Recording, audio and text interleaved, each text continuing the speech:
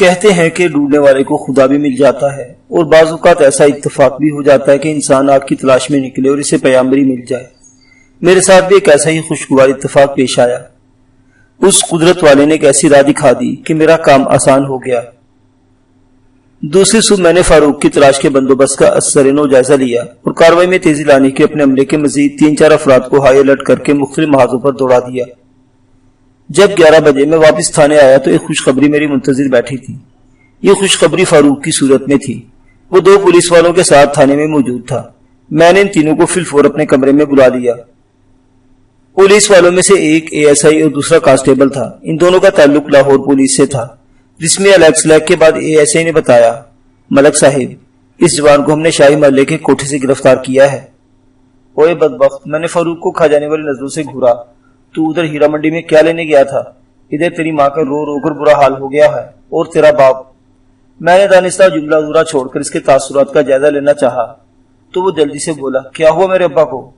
یہ بھی مجھے سے پوچھو گے؟ میں نے طنزیہ لہجے میں کہا۔ اس کے ساتھ آنے والے ASI نے کہا، ملک صاحب، ہمیں واپس جانے کی جلدی ہے، اس لیے پہلے آپ ہماری سن لیں۔ اس کی چمڑی بعد میں بڑی تسلی سے دھیڑتے رہے، ہم اسے آپ کے حوالے کر کے جائیں گے۔ ٹھیک ہے ٹھیک ہے، میں نے ASI کی جانب متوجہ ہوتے ہوئے کہا، اس کے بارے میں کیا تفصیلات ہیں؟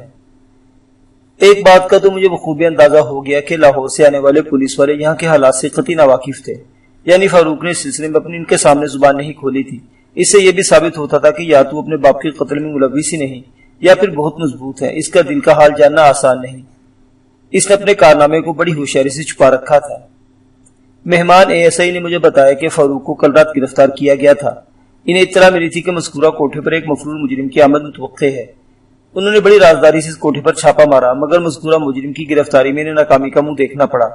یہی سوچا جا رہا تھا کہ پولیس کا مطلوب وہ مفرور مجرم اس رات کوٹھے پر آیا ہی نہیں تھا، یا پھر چھاپے کی بھینک اسے مل گئی اور پولیس کی آمد سے پہلے ہی موقع سے فرار ہو گیا۔ بہرحال پولیس نے کوٹھے پر موجود تمام تماشبینوں کو گرفتار کر کے تھانے پہنچا دیا۔ فاروق کے سوا باقی تمام تماشبینوں کا تعلق لاہور ہی سے تھا۔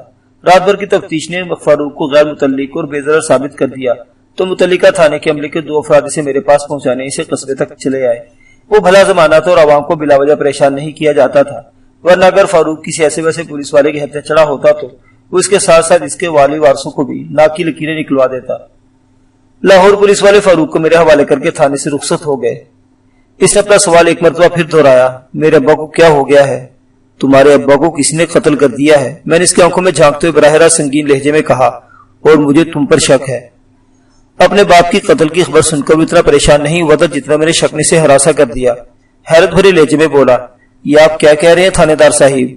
میں وہی کہہ رہا ہوں جو تم نے سنا ہے، مگر میں اپنے باپ کو کیسے قتل کر سکتا ہوں؟ وہ سخت فکر مند تھا۔ میں نے کہا، اس کی کھوپڑی پر سائیکل میں ہوا بھرنے والا پمپ برسا کر اور اس کی گردن میں سائیکل کی ٹیوب کا پھندا لگا کر۔ پتہ نہیں آپ کس قسم کی باتیں کر رہے ہیں، وہ احتجاجی لہجے میں چلایا، سب پتہ چل جائے گا۔ میں اس کی آنکھوں میں مسلسل دیکھ رہا تھا۔ وہ بولا، میں تو 15-16 دن پہلے گھر سے نکل گیا تھا، مجھے کیا پتا ابا کے ساتھ پیچھے کیا واقعات پیش آئے ہیں۔ پھر پوچھنے لگا، ابا کو قتل کب کیا گیا؟ 15 مئی کی شام 6 اور 7 بجے کے درمیان۔ اوہ، اس نے تعصب بھری سانس خارج کی اور بولا، مجھے ابا کی موت کا بہت افسوس ہے، لیکن ایک مرتبہ پھر یہی کہوں گا، آپ خامخواہ مجھ پر شک کر رہے ہیں۔ میں 15 مئی کو اس قصبے میں تھا ہی نہیں، پھر قتل کی کسی واردات میں کیسے ملوث ہو سکتا ہوں؟ میں نے اس کی آنکھوں میں دیکھتے ہوئے کہا، یہ ٹھیک ہے کہ حالات و واقعات کے مطابق تم 4 مئی کی صبح سے غائب ہو اور اب لاہور پولیس کے 2 اہلکار تمہیں پکڑ کر یہاں پہنچا گئے ہیں۔ تمہاری گرفتاری اور تفتیش کی تفصیل بھی انہوں نے بیان کر دی، لیکن اس سے یہ تو ثابت نہیں ہوتا کہ تم نے اپنے باپ کو قتل نہیں کیا۔ عین ممکن ہے کہ اس دوران میں 15 مئی کی شام تم اپنے باپ کی دکان پر پہنچے ہو، اسے بے دردی سے موت کے گھاٹ اٹھا کر واپس چلے گئے ہو۔ وہ بڑی شدت سے نفی میں گردن جھٹکنے لگا، پھر احتجاجی لہجے میں بولا، آپ نے جو کچھ بھی کہا ہے وہ بالکل غلط ہے، مجھ پر ایک گھنونا الزام ہے، میں بھلا اپنے باپ کو کیوں قتل کروں گا؟ تمہارے پاس اپنے باپ کو قتل کرنے کی ٹھوس وجوہات ہیں، میں نے ٹھہرے ہوئے لہجے میں کہا۔ وہ چونک کر مجھے دیکھنے لگا، مثلاً کون سی وجوہات؟ تم اپنے باپ سے شدید نفرت کرتے ہو، بلکہ کرتے تھے۔ یہ سچ ہے، مجھے اپنے باپ سے نفرت تھی۔ وہ ایک ایک لفظ پر زور دیتے ہوئے بولا، لیکن اس نفرت کے نتیجے میں قتل جیسی سنگین واردات نہیں کر سکتا۔ یہ تو تم کہہ رہے ہو نا، میں نے طنزیہ لہجے میں کہا۔ تفتیش کے بعد پتہ چلے گا کہ تم نے کیا کیا ہے اور کیا نہیں کیا۔ نفرت اتنا طاقتور جذبہ ہے کہ اس سے مغلوب ہو کر انسان کچھ بھی کر سکتا ہے۔ تمہارا باپ مستری کریم بھی تمہیں سخت ناپسند کرتا تھا، اکثر و بیشتر وہ تمہیں برا بھلا سناتا رہتا تھا۔ وہ تمہاری آوارہ گردی اور نکمے پن سے عاجز تھا اور تمہاری شکل دیکھنے کا روادار نہیں تھا۔ میں ایک لمحے کو متوقف ہوا، پھر بات کو آگے بڑھاتے ہوئے کہا، تم 4 مئی کی صبح گھر سے ایسے گئے کہ پھر پلٹ کر نہیں دیکھا، اور آج 19 مئی ہے۔ تمہاری ماں کی زبانی مجھے پتا چلا ہے کہ 3 مئی کی رات تم نے اپنے باپ سے ہاتھ آبائی بھی کی تھی۔ ہاں کی تھی، وہ جھنجھلاہٹ امیز لہجے میں بولا۔ ابا نے اماں پر زیادتی کی حد کر دی تھی، مجھ سے رہا نہ گیا اور میں اماں کو بچانے کے لیے بیچ میں کود پڑا۔ ابا اس وقت جس بے رحمانہ سلوک سے اماں کو گزار رہا تھا، اور اس میں ہاتھ آبائی تو ہونا ہی تھی، میں ابا کے سامنے ڈر کر کھڑا ہو گیا تھا۔ اگر میں اتنی ہمت نہ کرتا تو ممکن تھا کہ وہ سفاک شخص یعنی ابا میری اماں کو جان سے ہی مار ڈالتا۔ بات ختم کرتے ہی وہ کافی رنجیدہ دکھائی دینے لگا۔ میں نے اندازہ لگانے سے قاصر تھا کہ اس کی رنجیدگی کا تعلق باپ کے قتل سے تھا یا پھر ماں کے ساتھ ہونے والی رات کے واقعات سے۔ میں نے اس کے چہرے کے تاثرات کا جائزہ لیتے ہوئے کہا، یوسف تم سے بڑا بھائی ہے، کیا وہ اس رات گھر پر موجود تھا جب مقتول کریم اپنی بیوی عابدہ کو زدوکوب کر رہا تھا؟ بالکل موجود تھا، وہ برا سا منہ بناتے ہوئے بولا۔ اس کے انداز سے ظاہر تھا اپنے بڑے بھائی یوسف کو بھی سخت ناپسند کرتا تھا۔ اس نے کہا جانا تھا کہ یوسف نے ماں کو بچانے کی کوشش نہیں کی تھی۔ زبانی کلامی، وہ بے پرواہی سے بولا، یوسف ایک مٹی کا مادھو ہے، ابا کا بہت احترام کرتا ہے، بلکہ آخری حد تک وہ ابا سے ڈرتا ہے، دور کھڑا زبان تک ہی نہیں لاتا، لڑائی جھگڑے سے کیا منع کرتا، اتنی توفیق نہیں ہوئی کہ آگے بڑھ کر ظالم باپ کا ہاتھ ہی روک لے۔ میں نے اس کی آنکھوں میں دیکھتے ہوئے کہا، یہ ہمت تم نے کر لی، ماں کے بچاؤ کے لیے تم نے باپ سے اچھی خاصی ہاتھا پائی کی، کیونکہ تم مٹی کے مادھو نہیں بلکہ آگ کا گولا ہو۔ تم باپ کے احترام کرتے ہو اور نہ ہی اس کی طرف سے تمہارے دل میں کوئی ڈر خوف تھا۔ کیا میں غلط کہہ رہا ہوں؟ اس رات میں نے جو کچھ کیا وہ حالات کا تقاضا اور وقت کی ضرورت تھا، وہ سر پٹائے ہوئے لہجے میں بولا۔ میں نے جلدی سے کہا، اور 15 مئی کی شام تم نے جو کچھ کیا وہ بھی تقاضا حالات اور ضرورت وقت تھا۔ میں نے کیا کیا ہے؟ وہ بے ساختہ پوچھ بیٹھا۔ میں نے گھمبیر انداز میں کہا، اپنے باپ کو قتل۔ آپ مجھ پر سراسر الزام لگا رہے ہیں۔ وہ دونوں ہاتھوں سے اپنے سر کو تھامتے ہوئے بولا، پھر بتاؤ تم 15 مئی کی شام اور 6-7 بجے کے درمیان کہاں تھے؟ میں نے درست لہجے میں استفسار کیا۔ یہی نہیں بلکہ یہ بھی بتاؤ کہ 4 مئی کی صبح سے لے کر بازار حسن کے کوٹھے پر پہنچنے تک تم کہاں اور کس طرح وقت گزارا؟ یہ لگ بھگ 2 ہفتے یعنی پورے 14 دن بنتے ہیں۔ وہ چند لمحات تک خاموش بیٹھا مجھے دیکھتا رہا، پھر میرے سوالات کی روشنی میں گھر سے اپنے غیاب کی تفصیل بتانے لگا۔ میں اس کے پہلے ہوئے قصے کو نہایت مختصر الفاظ میں آپ کی خدمت میں پیش کرتا ہوں۔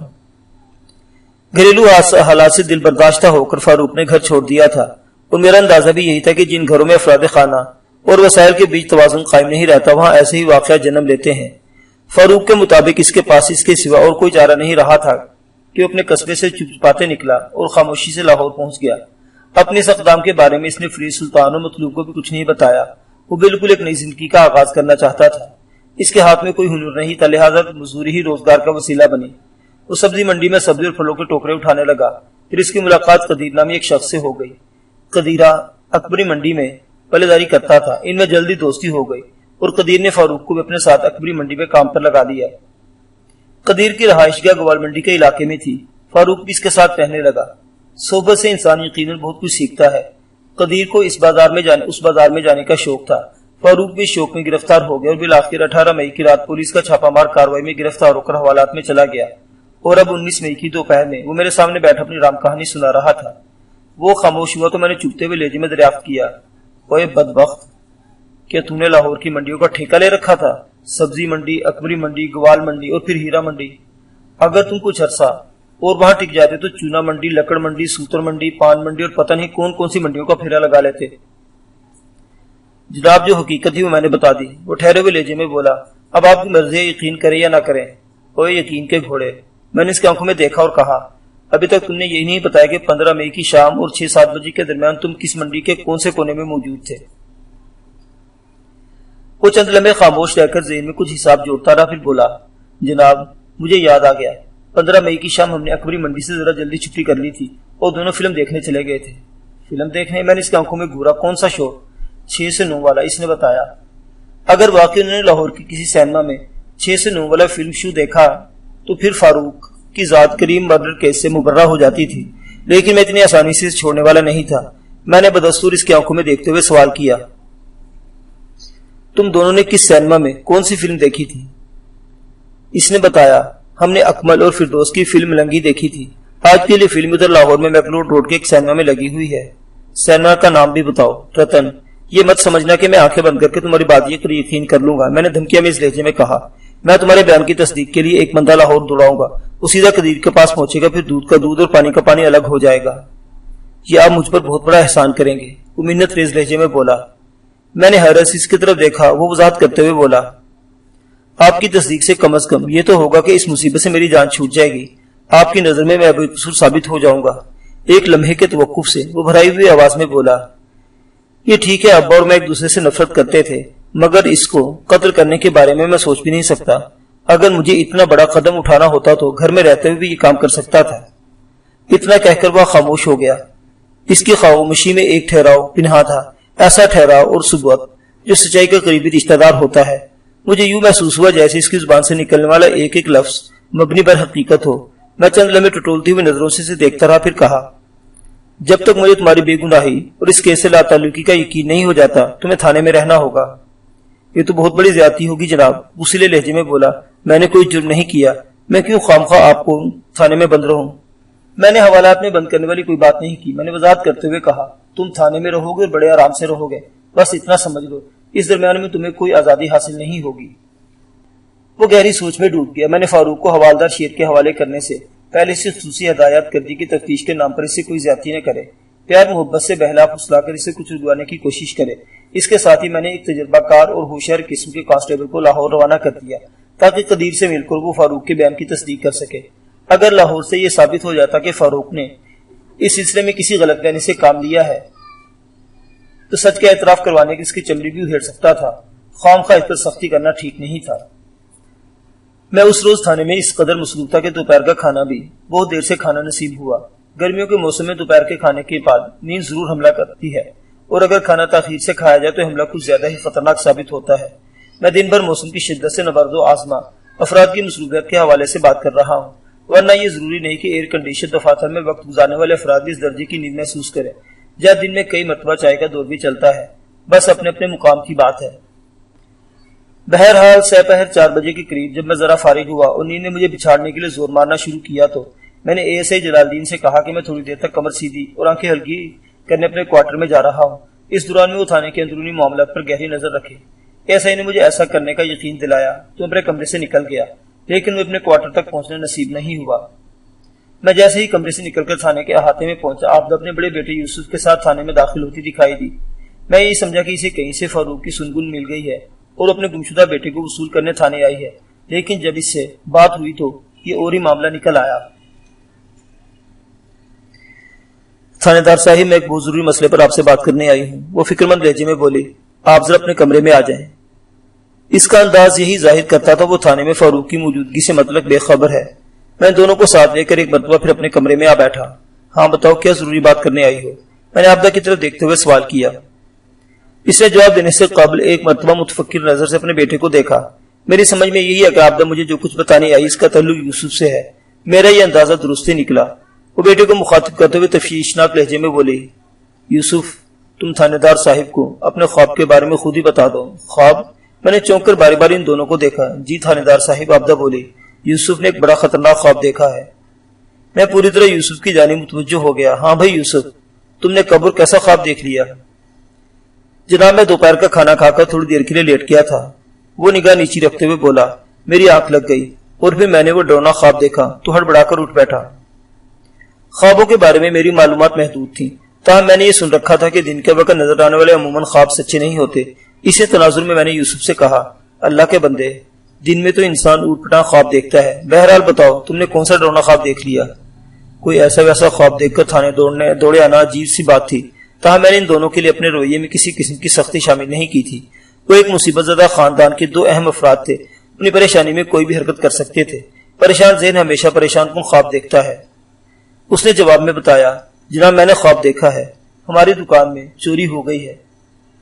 میں ڈٹولتی ہوئی نظر سے دیکھنے لگا۔ پچھلے چند روز سے وہ بخار میں مبتلا تھا۔ بخار فکر مند ذہن نے پتہ نہیں سے کیا کیا دکھا دیا تھا۔ میں نے سنجیدگی سے پوچھا، کیا تم اسی دکان کی بات کر رہے ہو جس کے دروازے پر میں نے سرکاری ڈال رکھا ہے؟ جی ہاں وہی، وہ جلدی سے بولا، ہماری ایک ہی تو دکان ہے۔ تم نے خواب میں کس قسم کی چوری دیکھی؟ میں نے استفسار کیا۔ کیا چور نے دکان کا دروازہ توڑا ہے؟ اس دکان میں تو میں نے سائیکل مرمت کا سامان اور چند سائیکلیں ہی رکھی دیکھی ہیں، چور کون اور اسے وہاں سے کیا چرایا ہے؟ وہ گھبرا کر میری طرف دیکھنے لگا۔ جناب، اتنے سارے سوالات کے جواب میں کیسے دے سکتا ہوں؟ بھائی، خواب تم نے دیکھا ہے، اسے جواب بھی تم ہی دو گے۔ وہ تامل کرتے ہوئے بولا، تھانے دار صاحب، میں نہیں جانتا چور نے ہماری دکان سے کیا کیا چرایا ہے، اور نہ ہی مجھے یہ پتا کہ اس دکان کا دروازہ بھی توڑا ہے یا نہیں۔ اس کا انداز خاصا الجھا ہوا تھا۔ میں نے تیز لہجے میں دریافت کیا، پھر تم کس بنا پر کہہ رہے ہو کہ تمہاری دکان میں چوری ہوئی ہے؟ وہ متذبذب انداز میں بولا، جناب، اس دکان کے پچھواڑے والی دیوار میں ایک چھوٹی سی کھڑکی ہے۔ یہ کھڑکی ہوا کی آمد و رفت کے لیے رکھی گئی ہے۔ جب تک دکان کھلی رہتی ہے ہم اس کھڑکی کو کھول رکھتے ہیں اور دکان بند کرتے وقت اسے بھی بند کر ڈال کے اس کے اندر کنڈی لگا دیتے ہیں۔ وہ لمحہ بھر کو سانس لینے کے لیے متوقف ہوا، پھر اپنی بات کو آگے بڑھاتے ہوئے بولا، تھانے دار صاحب، میں نے خواب میں وہ کھڑکی کھلی ہوئی دیکھی ہے۔ آپ اس کے بیان کی حمایت میں بولی، جناب، میں نے بڑے بوڑھوں سے سن رکھا ہے کہ اگر خواب میں کسی بند گھر کا دروازہ یا کھڑکی کھلی دیکھو تو اس کی تعبیر یہ ہوگی کہ وہاں چوری ہو گئی۔ میں خواب اور اس کی تعبیر کے حوالے سے بحث کا دروازہ نہیں کھولنا چاہتا تھا، لہذا گفتگو کو موضوع کی معقولیت تک رکھتے ہوئے میں نے اس سے پوچھا۔ میرا مخاطب دراصل یوسف تھا۔ کیا تم نے خواب دیکھنے کے بعد سیدھا تھانے دوڑے آئے ہو یا دکان پر جا کر اس کی تصدیق بھی کی ہے؟ یوسف کے بجائے عابدہ نے جواب دیا، ہم تو سیدھے آپ ہی کے پاس آئے ہیں۔ اس کی بے وقوفی نما سادگی دیکھ کر مجھے سخت افسوس ہوا، تاہم میں نے کسی قسم کی سرزنش کرنے کے بجائے نہایت ہی ٹھہرے ہوئے لہجے میں کہا، ٹھیک ہے، میں بھی تم لوگوں کے ساتھ لاری اڈے چلتا ہوں۔ دکان کو دیکھ کر یہ اندازہ ہوگا کہ وہاں کس نوعیت کی چوری ہوئی ہے۔ ایک لمحے کے توقف سے میں نے اضافہ کرتے ہوئے کہا، ویسے تم لوگوں کے لیے میرے پاس ایک بہت بڑی خوشخبری بھی ہے۔ انہوں نے چونک کر میری جانب دیکھا اور یکے بعد دیگرے بولے، کیسی خوشخبری؟ فاروق واپس آ گیا ہے، میں نے گمبھیر آواز میں کہا۔ کیا؟ عابدہ اچھل پڑی۔ اس کے اچھلنے میں ممتا کی تڑپ تھی۔ کہاں ہے میرا بیٹا؟ وہ اس طرح لہجے میں مستفسر ہوئی۔ فاروق کہاں سے ملا تھانے دار صاحب؟ یوسف نے الجھن زدہ لہجے میں دریافت کیا۔ میں نے ٹھہرے ہوئے انداز میں کہا، وہ کہاں گیا تھا، کیوں گیا تھا، واپس کیوں اور کیسے آیا، اور اس وقت کہاں ہے؟ ان تمام سوالات کے جواب میں آپ لوگوں کو بعد میں دوں گا، بس اتنا سمجھ لیں کہ وہ صحیح سلامت میری تحویل میں ہے۔ فی الحال ہم لاری اڈے جا رہے ہیں، باقی باتیں بعد میں ہوں گی۔ میرا یہ فیصلہ یوسف کے خواب کا رہین منت نہیں تھا، بلکہ میں اس دکان پر ڈلا ہوا سرکاری تالا کھول کر دکان یوسف کے حوالے کرنا چاہتا تھا تاکہ وہ کام دھندے پر توجہ دے سکے۔ اس طرح اس کا دھیان بھی بڑھ جاتا۔ میں نے محسوس کیا تھا کہ وہ بخار والی لپیٹ سے باہر نکل آیا تھا۔ فاروق والے معاملے کو میں نے دانستہ ان سے چھپایا تھا، اور یہ چھپانا تھوڑی دیر کے لیے تھا۔ میں نے ایک کانسٹیبل کو ساتھ لیا اور عابدہ یوسف کے ہمراہی میں لاری اڈے پہنچ گیا۔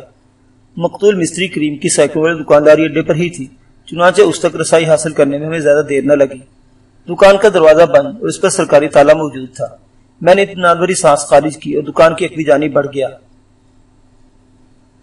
وہ تینوں بھی میرے پیچھے لپک آئے۔ دکان کی اگلی دیوار میں موجود کھڑکی واقعی کھلی ہوئی تھی۔ یوسف جوشیلے لہجے میں بولا، دیکھ لے تھانے دار صاحب، میرا خواب جھوٹا نہیں، میں نے یہی کھڑکی بالکل ایسے ہی کھلی دیکھی تھی۔ اللہ خیر کرے۔ عابدہ کے منہ سے تشویش بھرا جملہ خارج ہوا۔ ابھی دیکھ لیتے ہیں، میں نے یوسف کے جواب میں کہا اور کھڑکی کی طرف متوجہ ہوا۔ وہ 1.5 ضرب 2 فٹ کی ایک پٹ والی چوبی کھڑکی تھی، جس کا ایک لوتا پٹ چوپٹ کھلا ہوا تھا۔ کھڑکی کے درے میں کسی قسم کی کوئی آہنی سلاخ نصب نہیں تھی۔ وہ سیدھا سادہ ایک چوبی فریم تھا جہاں سے کوئی بھی بندہ تھوڑی کوشش کر کے اندر باہر آ جا سکتا تھا۔ زمین سے کھڑکی کی اونچائی لگ بھگ 5 فٹ رہی ہوگی۔ مجھے یاد آیا جب 15 مئی کی رات میں وقوع کی کارروائی نمٹا رہا تھا تو دکان کے اندر عقبی دیوار میں نے یہ کھڑکی دیکھی تھی، لیکن اس وقت کھڑکی بند تھی۔ یہ بات وثوق سے نہیں کہی جا سکتی تھی کہ اس وقت کھڑکی کی اندر سے کنڈی لگائی جا چکی تھی یا نہیں۔ میں نے کھڑکی کا پٹ بند دیکھا تھا، اس کی کنڈی کی طرف میرا دھیان نہیں گیا تھا۔ اگر کھڑکی کی کنڈی لگنے سے رہ گئی تھی تو وہ ہوا کے باعث بھی کھل سکتی تھی، اور اگر کنڈی کے باوجود بھی وہ کھل گئی تھی تو اس کا ایک ہی مطلب تھا، اور وہ یہ کہ کھڑکی کو زبردستی کھولا گیا تھا۔ یہ زبردستی دکان کے باہر سے کھڑکی پر کی گئی تھی۔ ایسی زبردستی کرنے والے کا یقیناً کوئی مقصد بھی رہا ہوگا۔ اگر یہ کارروائی چوری کی نیت سے کی گئی تھی تو دکان کھلنے پر ہی نقصان کا اندازہ لگایا جا سکتا تھا۔ میں کھڑکی کے نزدیک آ گیا اور بغور اس کا جائزہ لینے لگا۔ وہ کھڑکی دکان کے اندر ہی سے کھولی اور بند کی جا سکتی تھی۔ اکلوتے پٹ کے ایک کونے پر اندر کی جانب ٹوٹی ہوئی کنڈی کے آثار نظر آئے۔ مذکورہ کنڈی پٹ کے اندرونی طرف نصب ہونے کے باعث پوری طرح دکھائی نہیں دے رہی تھی، تاہم یہ اندازہ کرنے میں مجھے کوئی دشواری کا سامنا نہیں کرنا پڑا کہ باہر سے قوت صرف کر کے اس کھڑکی کو کھولا گیا تھا۔ میں نے اس دکان کے اندر 4 سائیکلوں سے متعلق سپیئر پارٹس اور سائیکلوں کی مرمت کے اوزار ہی دیکھے تھے، جن میں ہوا بھرنے والا پمپ بھی شامل تھا، جس کی چھوٹی ضرب نے مستری کریم کو موت کے گھاٹ اتار دیا تھا۔ اس تنگ سی کھڑکی کے راستے مختلف قسم کا ساز و سامان تو پار کیا جا سکتا تھا، مگر پوری سائیکل کو نکال لے جانا ممکن نہیں تھا۔ میں اس پوری طرح اجنبی چور کے اغراض و مقاصد پر غور کرتے ہوئے دکان کے دروازے کی طرف چلا آیا۔ میرے حکم پر ایک کانسٹیبل نے دکان کا تالا کھولا اور ہم سب دکان کے اندر پہنچ گئے۔ اس وقت سپہر عروج پر تھی، لہذا کھڑکی اور دروازہ کھل جانے کے بعد دکان میں اجالا بھر گیا۔ وہاں موجود ہر شے میں نمایاں نظر آنے لگی۔ میں نے ایک لمحے میں طائرانہ نگاہ ڈال کر یہ اندازہ لگا لیا کہ وہاں کسی قسم کی چوری نہیں ہوئی، البتہ وہاں موجود چیزوں کی ترتیب وغیرہ میں نے کچھ فرق محسوس ہو رہا تھا۔ ایسا لگتا تھا جیسے کچھ اشیاء کو ادھر ادھر کر کے ان کی جگہ بدل دی گئی ہو۔ سائیکلیں چاروں کی چاروں موجود تھی، تاہم ایک دوسرے کے اوپر لیٹی ہوئی تھی۔ یوں محسوس ہوتا تھا جیسے دھکا دے کر انہیں گرایا گیا ہو، جبکہ 15 مئی کی رات میں نے وقوع پر انہیں ترتیب وار ایک قطار میں کھڑے دیکھا تھا۔ آثار سے یہی ظاہر ہوتا تھا کہ دکان کے اندر داخل ہونے والے متوقع اور مبینہ چور کا ہاتھ ایک سائیکل کو لگ گیا ہوگا اور اس ٹچ نے یکے بعد دیگرے چاروں سائیکلوں کو لملیٹ کر دیا۔ بادی نظر میں تو یہی محسوس ہوتا تھا کہ وہاں کسی قسم کی کوئی شے چوری نہیں ہوئی۔ تاہم میں نے سرسری لہجے میں یوسف سے پوچھا، اچھی طرح چیک کر لو بھائی، چور نے تمہاری دکان کو کتنا نقصان پہنچایا ہے؟ یہ کہتے ہوئے میں نے اس کھڑکی کی جانب قدم بڑھا دیے جسے یوسف نے آج کے خواب میں دیکھا تھا۔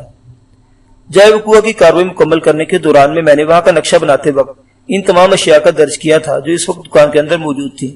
تاہم یہ تفصیلی رپورٹ اس وقت تک میرے پاس نہیں بلکہ تھانے میں میری میز کی دراز میں رکھی تھی۔ اس رپورٹ کی روشنی میں یہ بھی دیکھا جا سکتا تھا کہ وہاں سے کوئی چیز چوری ہوئی تھی یا نہیں۔ کھڑکی کے اندرونی تنقیدی جائزے کے بعد یہ بات پایا ثبوت کو پہنچ گئی کہ دکان کے اندر کوئی داخل تو ہوا تھا، اور اس داخلے کے لیے اس نے مذکورہ کھڑکی کو وسیلہ بنایا تھا، جس کی خاطر اس شخص کو کھڑکی کے ساتھ زور زبردستی کرنا پڑی تھی۔ تھوڑی دیر بعد میں کھڑکی چھوڑ کر یوسف کی طرف متوجہ ہو گیا۔ کیوں بھائی، تم نے چوری شدہ مال کا تخمینہ جوڑ لیا؟ تھاندار صاحب، میری تو سمجھ میں کچھ نہیں آ رہا ہے کیا چکر ہے۔ وہ پیشانی کو مسلتے ہوئے بولا، چیزیں تو سب موجود ہے مگر انہیں ادھر ادھر بکھیر دیا گیا ہے۔ وہ تو مجھے بھی نظر آ رہا ہے، میں نے کچھ سوچتے ہوئے کہا۔ اس سوچ میں گہرا تفکر شامل تھا، اپنی جگہ نہ صحیح لیکن ہر شے وہاں موجود تھی، مگر یوں محسوس ہو رہا تھا جیسے وہاں کوئی تبدیلی واقع ہو چکی ہو۔ کیا یہ ذہن میں واضح نہیں ہو پا رہا تھا؟ اگر چور کو وہاں سے کچھ چرانا ہی نہیں تھا تو پھر کس مقصد کی خاطر وہاں داخل ہوا تھا، اور وہ بھی پچھوائی والی کھڑکی توڑ کر؟ اب یہ تو ممکن نہیں تھا کہ وہ اللہ کا بندہ محض ایک سرسری وزٹ کے لیے کھڑکی توڑ کر وہاں گھسا ہو۔ دکان میں رکھے ہوئے سامان کی بے ترتیبی اور افراتفری سے یہ ظاہر ہوتا تھا جیسے آنے والے کو وہاں کسی خاص شے کی تلاش ہو۔ ایک ایسی دکان جس کا دکاندار چند روز پہلے ہی قتل ہو چکا ہو۔ اس دکان میں رکھے آلات مرمت سائیکلان سے کسی کو کیا دلچسپی ہو سکتی تھی؟ میں انہی خیالات سے گتھم گتھا تھا کہ ذہن میں ایک چمک سی نمودار ہوئی۔ اس چمک میں مجھے ایک خطرناک سوال کی جھلک دکھائی دی کہ یہ متوقع اجنبی چور بلا واسطہ یا بالواسطہ کریم مستری کے قتل میں ملوث تو نہیں؟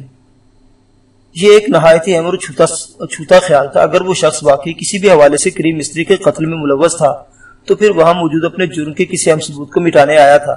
اس کا یہ عمل کسی بھی نوعیت کا ہو سکتا تھا۔ ممکن ہے وہ دکان میں کسی ایسی شے کی تلاش کر کے اپنے ساتھ لے جانے آیا ہو جو اس کے جرم کی جانب اشارہ کرتی ہو۔ میرے ذہن میں صورتحال واضح نہیں تھی، تاہم میں ایک نتیجے پر پہنچ چکا تھا، اور وہ یہ کہ کھڑکی توڑ کر دکان کے اندر گھسنے والا شخص کریم مرڈر کیس میں بہت زیادہ اہمیت کا حامل تھا۔ آبدہ گہری نظر سے مجھے سوچتے ہوئے دیکھ کر بولی، تھانے دار جی لعنت بھیجیں اس چور پر، اللہ کا شکر ہے ہماری کوئی چیز چوری نہیں ہوئی۔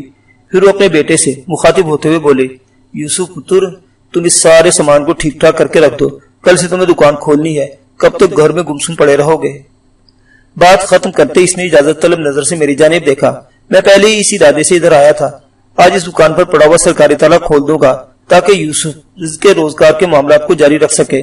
لہٰذا میں نے اس سلسلے میں کوئی اعتراض نہ کیا اور دکان کے کونے میں کھڑا یوسف کو کام کرتے ہوئے دیکھتا رہا۔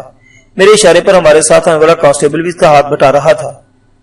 میں نے یوسف سے تاکیدی انداز میں کہا، دکان بند کرنے سے پہلے کھڑکی کی مکمل ضرور کروا لینا، اس کی کنڈی بدلوا ڈالو تو اچھا ہے، کھڑکی پر ایسی کنڈی لگواؤ جس میں اندر سے بھی تالا لگایا جا سکتا ہو۔ ٹھیک ہے جناب، وہ بڑی فرما برداری سے بولا۔ میں ذرا یہ سامان سیٹ کر لوں، پھر بڑے کو بلا کر لاتا ہوں اور دکان سے اس کھڑکی کے ایک چھوٹا سا تالا بھی خرید لاتا ہوں۔ اتنا کہہ کر وہ کام میں مصروف ہو گیا۔ میں بڑی دلچسپی سے کام کرتے ہوئے دیکھ رہا تھا۔ آبدہ نے مجھے مخاطب کر لیا، تھانے دار جی، آپ نے بتایا ہے فاروق واپس آ گیا ہے اور آپ کی تحویل میں ہے، آپ اسے میرے حوالے کب کریں گے؟ حوالے کرنے یا نہ کرنے کے بارے میں بعد میں فیصلہ ہوگا، میں نے پرسوچ انداز میں کہا۔ یہاں سے فارغ ہونے کے بعد تم ماں بیٹا تھانے آ جاؤ، پھر بات کرتے ہیں۔ وہ تشویش بھرے لہجے میں بولی، میرا بیٹا خیریت سے تو ہے نا جی؟ وہ بالکل خیریت سے اور میری حفاظت میں ہے۔ پر اسے آپ میرے حوالے کیوں نہیں کر سکتے؟ اس کے لہجے میں ہلکا سا احتجاج تھا۔ میں نے کہا ایک چھوٹی سی پیچیدگی، اس پر بھی تھانے چل کر ہی بات ہوگی۔ وہ ماتھی سے قرار نہیں پڑ رہا تھا۔ اس نے بے چینی سے کہا، وہ کہاں چلا گیا تھا؟ وہ جہاں بھی گیا تھا واپس آ گیا ہے۔ میں نے ٹھہرے ہوئے لہجے میں کہا، تمہارے اطمینان کے اتنا ہی کافی ہونا چاہیے۔ وہ خاموش ہو گئی، پھر اس نے کوئی سوال نہیں کیا۔ یہ بات اس کی سمجھ میں آ گئی تھی کہ میں فی الحال اس موضوع کو چھیڑنا نہیں چاہتا۔ اس دوران میں یوسف اور کانسٹیبل دکان کی سیٹنگ سے فارغ ہو چکے تھے۔ میں نے یوسف کو مخاطب کرتے ہوئے کہا، ہاں بھائی، اچھی طرح دیکھ بھال لیا؟ ہماری دکان کی کوئی شے تو نہیں گئی؟ نہیں جی، ہر چیز موجود ہے۔ اس نے دکان پہ چاروں طرف نگاہ دوڑاتے ہوئے کہا۔ اور کسی چیز کا اضافہ بھی نہیں ہوا؟ میں نے سرسری انداز میں کہا، جی۔ الجھن زدہ نظر سے مجھے تکنے لگا۔ میں نے وضاحت کرتے ہوئے کہا، میرا مطلب ہے اگر چور یہاں سے کچھ لے کر نہیں گیا تو کیا کچھ دے کر بھی نہیں گیا؟ یوسف کی سمجھ میں کچھ نہ آیا کہ وہ کیا جواب دے۔ جز بز ہو کر ادھر ادھر دیکھنے لگا۔ عابدہ نے جلدی سے کہا، یہ اتنا بڑا انعام تو دے کر گیا ہے۔ اس کا اشارہ ٹوٹی ہوئی کھڑکی کی جانب تھا۔ غربت اور مفلسی میں اگر ایک پیسے کا نقصان بھی ہو جائے تو وہ 1 لاکھ سے کم محسوس نہیں ہوتا۔ میں عابدہ اور اس کے گھر کی حالت زار سے بخوبی آگاہ تھا، اس کے احساسات کو سمجھنے میں کوئی دشواری پیش نہ آئی۔ میں نے پریشان اور نادان صورت یوسف کا کندھا تھپ تپایا اور نہایت ہی تسلی بخش لہجے میں کہا، زیادہ فکر مند ہونے کی ضرورت نہیں، انشاءاللہ سب ٹھیک ہو جائے گا۔ کل سے جم کر دکان پر بیٹھو، میں فاروق کو بھی سمجھا دوں گا تمہارا ہاتھ مٹائے۔ دونوں بھائی کندھے سے کندھا جوڑ کر معاشی افرید کا مقابلہ کرو گے تو تمہارے دن پھر جائیں گے۔ اب تم دونوں اس گھر کے بڑے ہو، چھوٹے 9 بہن بھائیوں کی نظریں تم دونوں پر لگی ہوئی ہیں۔ آپ نے ابھی تک یہ نہیں بتایا یوسف فاروق کہاں ہے؟ وہ الجھن زدہ لہجے میں بولا، بتا دوں گا۔ میں نے سر کو اس بات سے جنبش دیتے ہوئے کہا، تم یہاں سے فارغ ہو کر میرے پاس تھانے آ جاؤ، میں فاروق سے تم دونوں کی ملاقات کرا دوں گا۔ تو وہ کیا تھانے میں بند ہے؟ بس تھانے میں ہے، میں نے کہا۔ بند اور کھلے کے چکر کو فی الحال بھول جاؤ۔ فاروق تھانے میں ہے تو اس کا مطلب ہے اس نے کوئی جرم وغیرہ کیا ہے؟ ہاں ایسی ہی بات ہے، میں نے گول مول سا جواب دیا۔ اس کے بعد یوسف نے کوئی سوال نہیں کیا۔ عابدہ بھی ہماری اس گفتگو کو سن رہی تھی۔ اس نے مجھ سے پوچھ لیا، تھانے دار جی یہ تو بتا دیں آخر میرے بیٹے نے ایسا کون سا جرم کیا ہے جو آپ نے اسے تھانے میں بند کر رکھا ہے؟ میں نے کہا نا، تھانے میں آ کر تفصیلاً بات ہوگی۔ اچانک میرا انداز تنبیہی ہو گیا۔ عابدہ خاموش ہو گئی۔ میرے لہجے کی قطعیت نے اسے متاثر کیا تھا۔ میں کانسٹیبل کے ساتھ دکان سے نکل کر تھانے کی طرف چل پڑا۔